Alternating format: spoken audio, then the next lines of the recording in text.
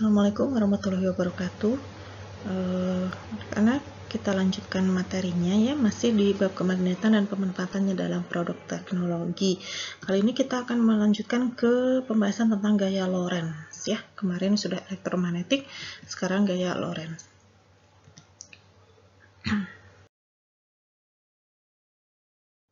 Nah, di materi sebelumnya kita sudah mempelajari bahwa kawat berarus listrik itu menimbulkan medan magnet ya. Jadi listrik bisa menimbulkan magnet. Nah, apakah bisa sebaliknya? Magnet bisa menimbulkan listrik. Nah, apa yang terjadi jika kawat berarus listrik berada dalam medan magnet tetap? Nah, interaksi antara medan magnet dari kawat berarus dengan medan magnet tetap akan menghasilkan gaya magnet. Pada peristiwa ini terdapat hubungan antara arus listrik, medan magnet, dan gaya magnet. Jadi ada tiga besaran nanti, ada arus listrik, medan magnet, dan gaya magnetnya. Nah, hubungan besaran-besaran itu ditemukan pertama kali oleh fisikawan asal Belanda yang bernama Hendrik Anton Lorentz, ya, sekitar 1853 sampai 1928 masa hidupnya. Ini sesudah Oersted. Oersted kemarin 1700 sampai 1800-an ya, yang dilanjutkan oleh Lorentz ya. Nah, dalam penyelidikannya, Lorentz menyimpulkan bahwa besar gaya yang ditimbulkan berbanding lurus dengan kuat arus, kuat medan magnet, panjang kawat, dan sudut yang dibentuk oleh arah arus listrik dengan arah medan magnet. Nah, gaya yang dialami oleh kawat berarus yang berada dalam medan magnet ini disebut sebagai gaya Lorentz ya, untuk menghargai jasa-jasa dari Lorentz tadi. Karena arah arus dan arah medan magnet ini saling tegak lurus, maka besarnya gaya Lorentz kita bisa tuliskan dalam bentuk persamaan sebagai berikut. F sama dengan B dikali I dikali L. Dengan F-nya ini adalah gaya Lorentz, satuannya Newton karena besaran gaya ya. B-nya medan magnet dengan satuannya adalah Tesla, bisa kamu singkat dengan huruf T. I-nya adalah kuat arus listrik, satuannya ampere. Dan L-nya adalah panjang kawat berarus yang masuk ke dalam medan magnet dengan satuannya adalah meter ya. Jadi ada gaya Lorentz, ada kuat medan magnetnya, ada kuat arus listrik dan panjang kawatnya.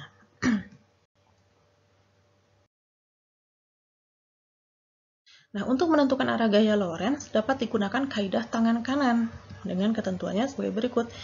Ibu jari itu menunjukkan arah arus listrik I, telunjuk menunjukkan arah medan magnet B, dan jari tengah, kamu bisa gunakan jari tengah atau bisa gunakan seluruh telapak tangan ya. Yang B juga telunjuk, kamu bisa gunakan telunjuk atau bisa menggunakan 4 jari ya. Kalau kamu gunakan 4 jari, maka arah gaya Lorentz-nya F-nya nanti ditunjukkan oleh telapak tangan. Kalau kamu menggunakan telunjuk, maka F-nya nanti ditunjukkan oleh jari tengah ya. Nah, seperti ini. Jadi si jari tengahnya menekuk ya, nggak searah dengan telunjuk. Tekuk ibu jari menunjukkan arah arus, telunjuk menunjukkan medan magnet, dan jari tengah menunjukkan arah gaya Lorentz. Atau ibu lebih suka, lebih enakan kayaknya kalau menggunakan telapak tangan karena nggak banyak jari yang ditekuk. Seperti ini, sama saja. Ibu jari itu menunjukkan arah arus, 4 jari nanti menunjukkan arah medan magnet ya, dan F-nya itu menunjukkan arah gaya, sama saja ya. Cuma enaknya kalau pakai telapak tangan, nanti tangannya bisa langsung ditempel di kertas ya, tangannya bisa langsung ditempel di kertas mengikuti gambarnya. Kayak gimana sih Bu? Nantilah kita lanjutkannya, kita jelaskan. Nah, ketika menggambarkan gaya Lorentz 3 dimensi di buku itu tidak mudah ya. 3 dimensi itu berarti 3 arah yang berbeda ya. Kalau di buku kan hanya 2 dimensi.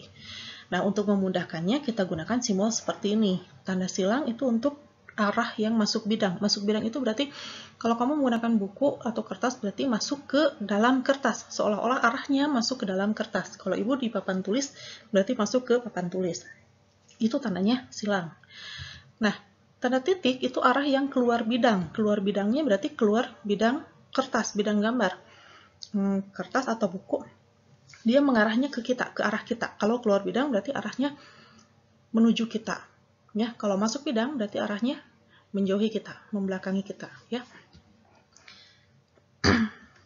Nah, coba tentukan misalnya arah gaya Lorentz pada gambar berikut. Nah, ini B-nya, arah gaya medan magnetnya ke bawah. Kamu bisa coba praktekkan langsung. B-nya berarti 4 jari ke bawah, I-nya ke kanan. Kemana arah telapak tangan? Ternyata dia masuk ke bidang. Jadi seolah-olah menembus papan, menembus bidang gambar. Atau misalnya contoh yang kedua, B-nya ke kiri, I-nya ke kanan, telapak tangannya ke arahnya kemana? Ternyata telapak tangannya menuju kita, berarti arah gaya Lorentz-nya adalah keluar bidang. Nah, kurang lebih seperti ini ya.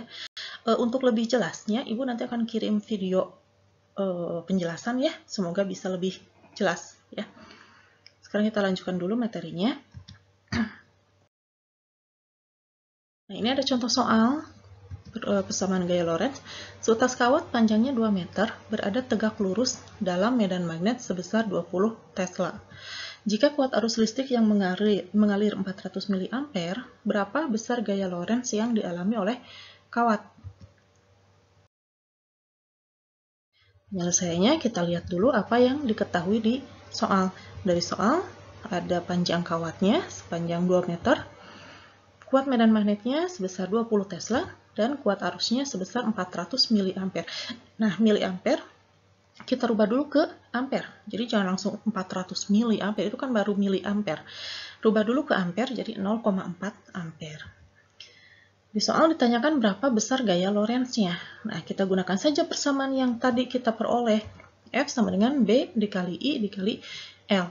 B-nya sudah ada, I-nya sudah ada, L-nya sudah ada, tinggal masukkan angkanya langsung. B-nya 20, I-nya 0,4, dan L-nya 2 meter.